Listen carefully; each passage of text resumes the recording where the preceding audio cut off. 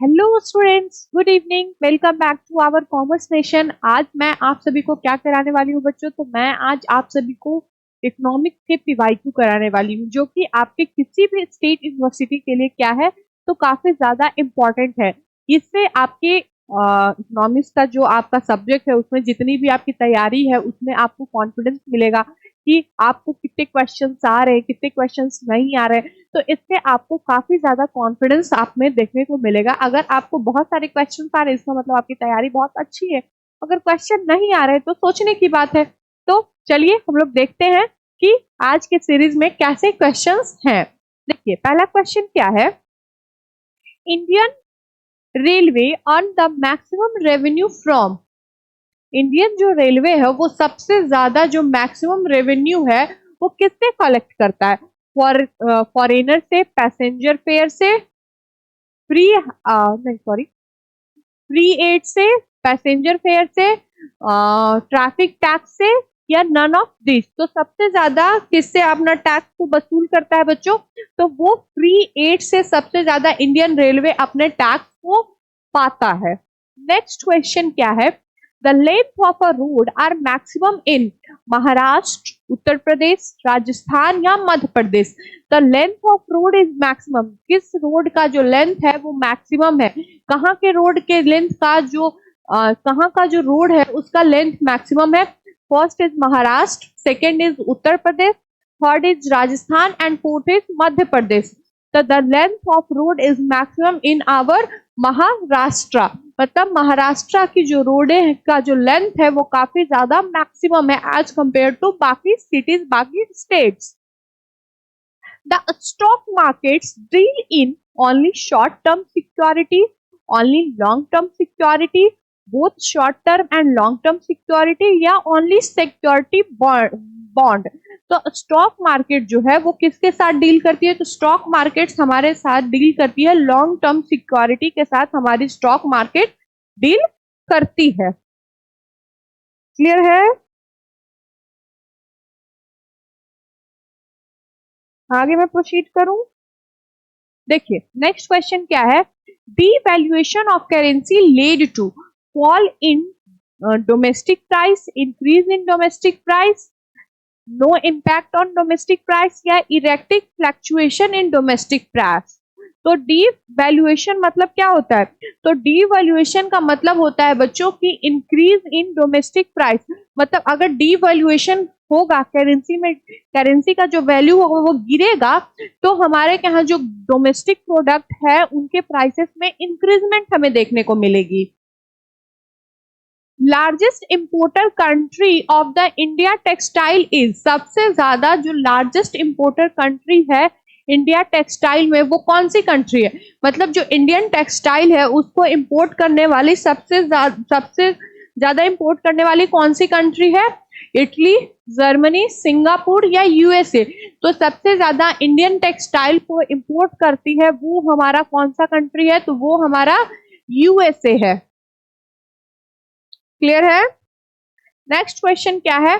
The top debtor country in the world is.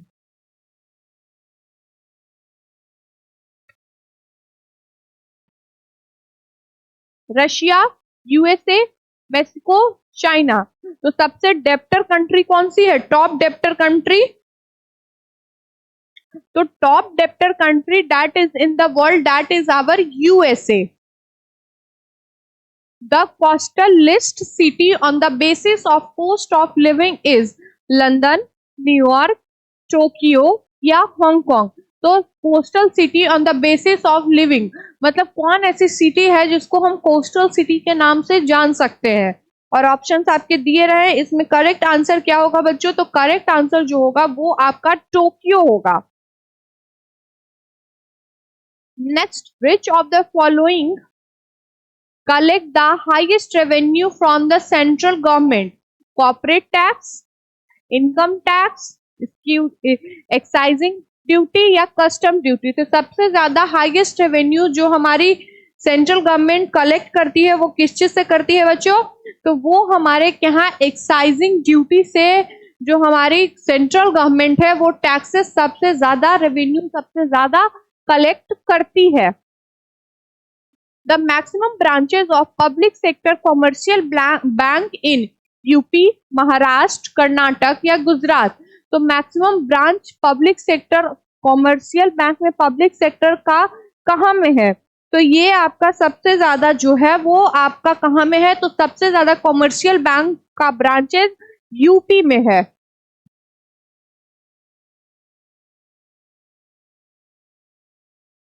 Clear है?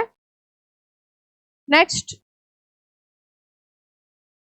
which is the first import process zone declared as the free zone in India? सैनकर, कांडला, फ्लाटा या नोएडा? मतलब कौन ऐसा country first country था जो export processing zone को free zone कर दिया था? किस चीज के लिए? तो इंडिया के लिए। कौन कंट्री था? तो वो आपका सांता कर्व था। इसने इंडिया को एक्सपोर्ट और इंपोर्ट दोनों के लिए फ्री जोन कर दिया था, मतलब कोई ट्रेड बैरियर कुछ भी नहीं है आपको imposed. Which institution is also known as soft loan window of World Bank? Soft loan window. What do you mean? Soft power and hard power. IFC, IDA, IMF या Indian Development Firm? So that is IDA. It means the soft loan window of World Bank. That is IDA. Mira Seth Committee was related to development of handloom, sex differentiation in employment, abolition of child marriage या welfare of working women। तो आपका मीरा सेठ committee किस चीज से related है? तो मीरा सेठ कमिटी जो थी वो डेवलपमेंट ऑफ हैंडलूम्स, इसी के लिए इनकी कमिटी को बनाया गया था। नेक्स्ट क्वेश्चन क्या है बच्चों? सपाटा या SAARC preferential trading arrangement is related to education, trade, security या एनवायरमेंट। तो आपके सपाटा का किस चीज से रिलेशन है? तो सपाटा का जो फॉर्मेशन हुआ था बच्चों वो हमारे के यहाँ ट्रेड के लिए किया गया था। National income estimated in India is prepared by.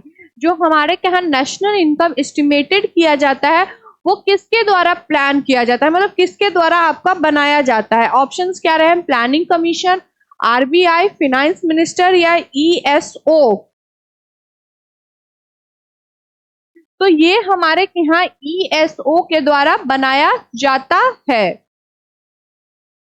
The present limit of investment in plant and machinery in small scale industry is 1 crore, 3 crore, 25 lakhs या 10 lakhs?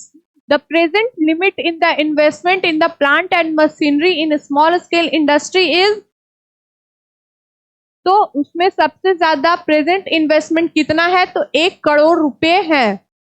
किस चीज पे? तो हमारे यहाँ ये इन्वेस्टमेंट सिर्फ प्लांट और मशीनरी पे है। कहाँ में? तो स्मॉल स्केल इंडस्ट्री में 1 करोड़ रुपए हम लोग इन्वेस्ट करते हैं। किस चीज पे? तो स्मॉल स्केल इंडस्ट्री में, मशीन्स पे, वहां के प्लांट्स पे। Abid Hussain committee is recommended for, किस चीज के लिए रिकमेंड किया गया था? Export policy, infrastructure, financial security reform या स्मॉल स्केल इंडस्ट्री? तो ये किस चीज के लिए फॉर्म किया गया था बच्चों? तो इसका फॉर्मेशन हुआ था स्मॉल स्केल इंडस्ट्री के रिकमेंडेशन के लिए। अगला क्वेश्चन क्या है? Among the tax revenue of the union government the most important source is income tax, corporation tax, central excise या कस्टम ड्यूटी? मतलब tax revenue among the important source, union government का tax revenue सबसे important tax collection कहां से होता है बच्चों? तो सेंट्रल एक्सरसाइज से होता है।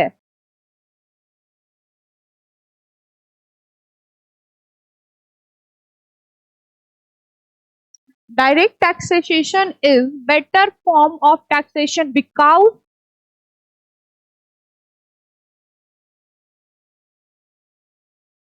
it fetches more revenue, it can't more easily collected.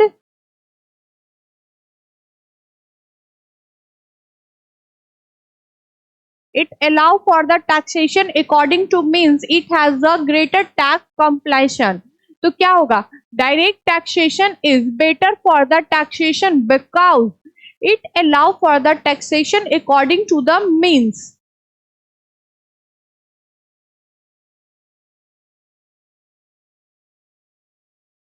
Which book was written by Dada Bhai Nauroji on the Indian poverty and economy under the British rule?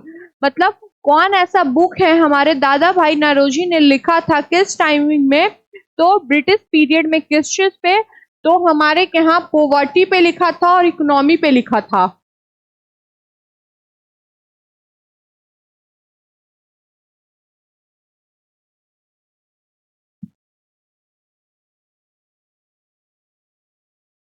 Indian economy under the British Raj, British rule and economic drain of India, poverty and un British rule in India, या economic drain and poverty of India. तो हमारे यहाँ Dadabhai Naoroji के द्वारा poverty and un British rule in India लिखा गया था। Next question क्या है? What is the percentage of Indian population to the world population in India? क्या परसेंटेज है इंडियन पॉपुलेशन का वर्ल्ड के तौर पे 2011 के अकॉर्डिंग? 6%, 17.5%, 26% या 36%? तो हमारे यहाँ इंडिया का पॉपुलेशन वर्ल्ड के तौर पे 2011 के अकॉर्डिंग 17.5% है। Which year is known as the year of great divide with regard to population growth in India? 1921, 1947, 1951 या none of these?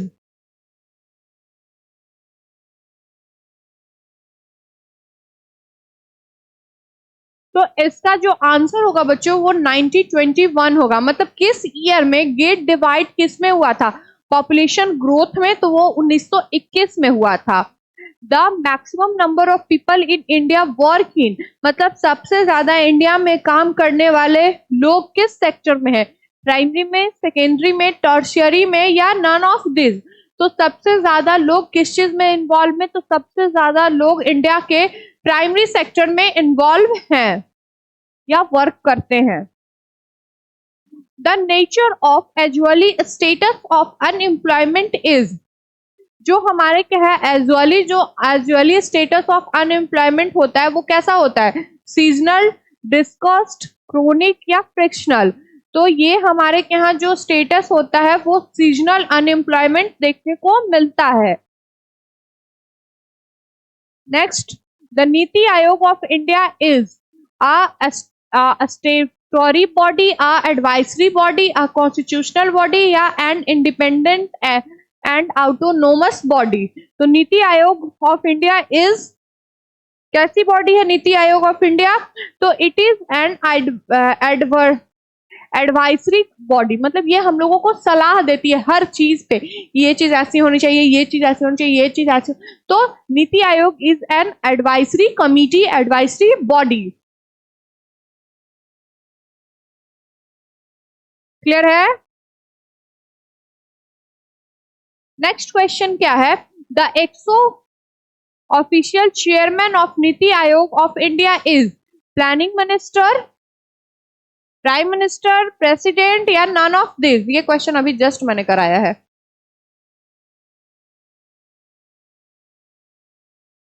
ना बच्चों?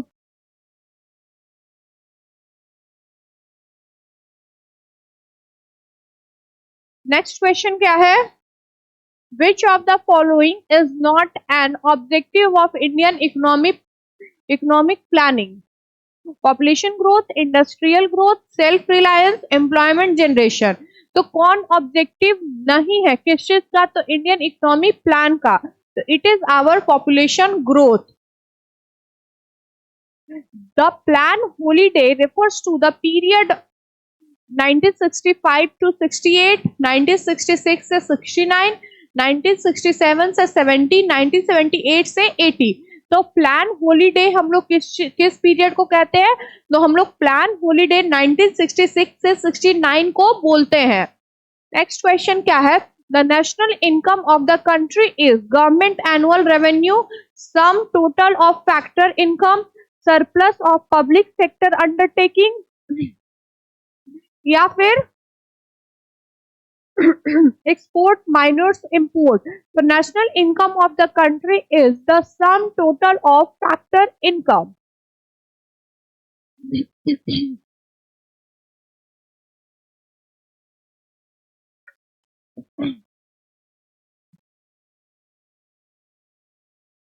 नेक्स्ट क्वेश्चन क्या है बच्चों?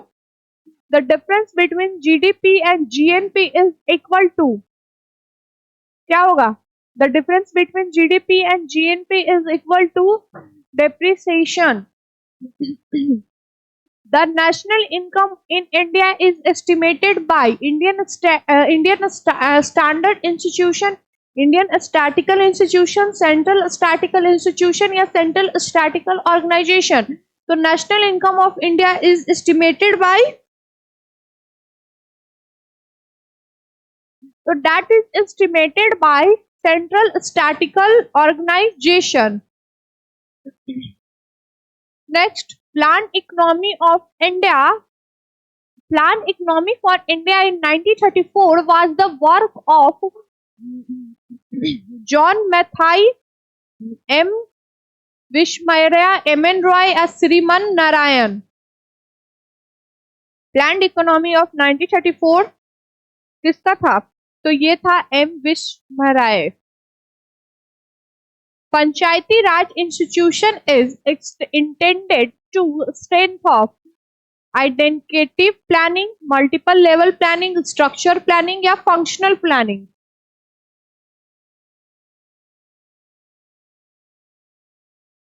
क्या है? तो that is Panchayati Raj institution extended to a strength of a structural planning. 5-year plan based on which model? Lewis Philly model, महलोड मॉडल या हार्वर्ड डोमर मॉडल? तो फर्स्ट 5-year मॉडल को हम लोग बोलते थे Harvard Domar model. The Green Revolution began during the period of second plan, third plan, annual plan या fourth plan. तो ग्रीन रेवोल्यूशन हमारे यहाँ किस प्लान के अकॉर्डिंग किया गया था, किस टाइमिंग में? तो हमारे क्या 3rd year प्लानिंग में ग्रीन रेवोल्यूशन को किया गया था. Devaluation means reduction the value of home currency in other currency, appreciative the value of home currency, issue new currency in the place of old currency या all of this. तो devaluation किसे बोलते हैं? तो devaluation जो है बच्चों वो हम लोग बोलते हैं reduction the value of home currency in other currency. AG mark is a cooperative for egg production, regulating agriculture market, farmers cooperative, A equal grant stamp for commodity. तो AG mark is a quality granted stamp for commodity.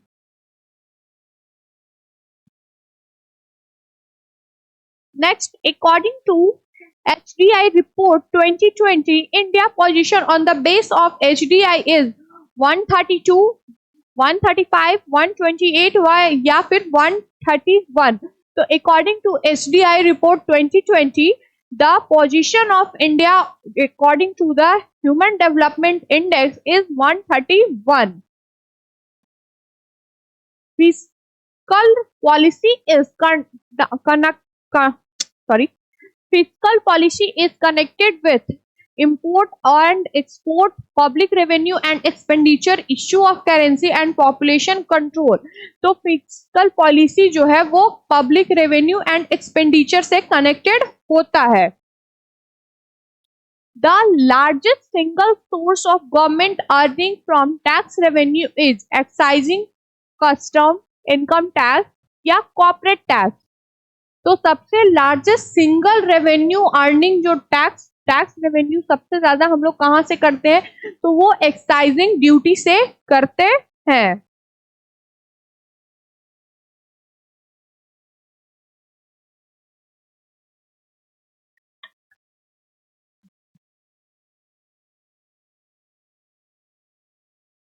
The following tax is not shared by the central government with the state.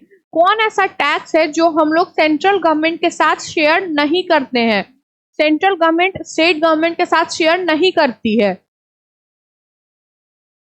State duty, custom duty, income tax या union excise duty. तो कौन ऐसा tax है जो हमारी central government है वो जैसे सेंट्रल गवर्नमेंट स्टेट गवर्नमेंट के साथ शेयर नहीं करती है, तो that is our custom duty that is not share between the central government और state government.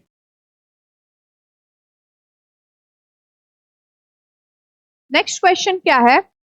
Which is not a central government tax? Income tax, custom, land revenue या corporate tax. कौन ऐसा टैक्स है जो हमारा क्या नहीं है? तो जो हमारा गवर्नमेंट टैक्स नहीं है, मतलब सेंट्रल गवर्नमेंट टैक्स नहीं है, तो that is our land tax. मतलब लैंड रेवेन्यू टैक्स जो है वो सेंट्रल गवर्नमेंट टैक्स नहीं है। Which is not related to mixed economy? Reservation of central area for public sector investment, strong anti-monopoly legislation, market force decided investment, anti-consumption या emphasize on social justice. So what is not related to the mixed economy? So that is the market force decided to invest and anti-consumption.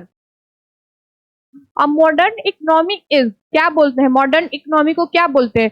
Predominance of agriculture, self sufficient village economy, diversity in the production of good या static technology. तो modern economy जो है हम लोग बोलते हैं diversity in the production of goods. A traditional economy is, traditional economy किसे बोलते हैं? Division of labor and specialization, organization of production for self-consumption, capital intensive process of production या increasing state intervention। तो traditional economy, what do you mean traditional economy?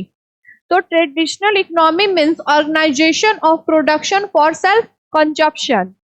What is closed economy? Does not trade with the other economy, does not possesses any international trade, does not have coastal line या it does not have a member of UNO। तो closed economy means does not have any coastal lines। The chairman of 15 Finance Commission 20 से 25 is NK Sinha, C Rangarajan, YV Reddy या Vijaya lake Kelkar. तो the chairman of 15 financial committee is NK Sinha. Agriculture share in Indian GDP is 18%, 20%, 24.2% या 17.9%। Agriculture share हमारे GDP में कितना होता है बच्चों? तो एग्रीकल्चर शेयर हमारे जीडीपी में आपका होता है 17.9%। New Malthusian theory is associated with which of the following. मतलब आपका जो न्यू माल्थूसियन थ्योरी है वो किस चीज से रिलेटेड है? पॉवर्टी से, एम्प्लॉयमेंट से, इनकम से या रिसोर्स स्कैरसिटी से? किस चीज से रिलेटेड है? तो that is related to our resource scarcity. Clear है बच्चों? तो यहाँ से आपके 50 क्वेश्चन करवाए गए जिसमें आप लोगों ने देखा कि इकोनॉमिक्स के क्वेश्चन का लेवल कैसा रहा। ना ज्यादा क्वेश्चन हार्ड है, ना क्वेश्चन ज्यादा मॉडरेट है, ना क्वेश्चन बहुत इजी है। क्वेश्चन का लेवल ठीक ठाक है। मतलब क्वेश्चन अगर जो बच्चे पढ़े होंगे वो क्वेश्चन बच्चे अटेम्प्ट करेंगे और जो नहीं पढ़ेंगे वो बच्चे नहीं कर पाएंगे। बेसिकली क्वेश्चन का लेवल देख के यही समझ में आ रहा है। बाकी आप लोग पढ़ते रहिए, अपना रिवीजन करते रहिए और उसके साथ साथ PYQ लगाते रहिए। बाकी ऐसे ही वीडियो के लिए हमारे कॉमर्स सेशन के साथ जुड़े रहिए। चैनल को लाइक कर दीजिए, सब्सक्राइब कर दीजिए। हैव अ गुड डे बच्चों, सी यू टुमारो।